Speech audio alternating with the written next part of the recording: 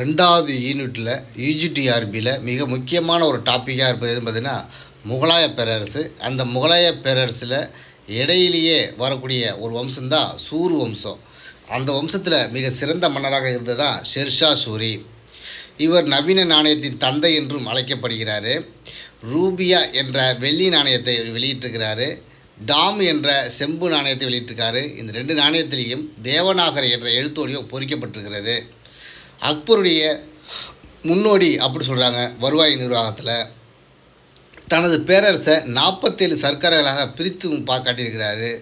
அது மட்டும் இல்லாமல் புராணங்கள கட்டிடத்தை கட்டினதும் யாருன்னா ஷெர்ஷா சூரி தான். ஜீலம் நதிக்கரையில் ரோட்டஸ்கார் கட்டிடத்தை கட்டியுள்ளார். நிலத்தை 4ஆக பிரித்து காட்டினதும் இவர் தான். அது போலச்சி, பரவுதி, சஞ்சர், பஞ்சர் என்ற 4 வகையாக நிலங்களை பிரித்து காட்டியிருக்கிறாரு. கலிஞ்சர் கோட்டையினுடைய வெடி விபத்தில் உயிரிழந்தார் ஷெர்ஷா சூரி. இவருடைய கல்லறை எங்கே இருக்குன்னா பீகாரில் உள்ள சசாரம் இடத்துல தான் இவருடைய கல்லறை உள்ளது.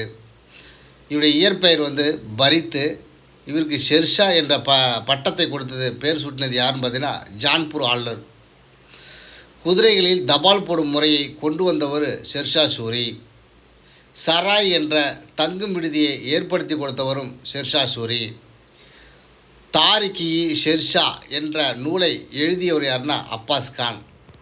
தாரிகி ஷெர்ஷா என்பது ஷெர்ஷாவுடைய சுயசரிதை நூல். அதை எழுதினது யாருன்னா அப்பாஸ் கான்.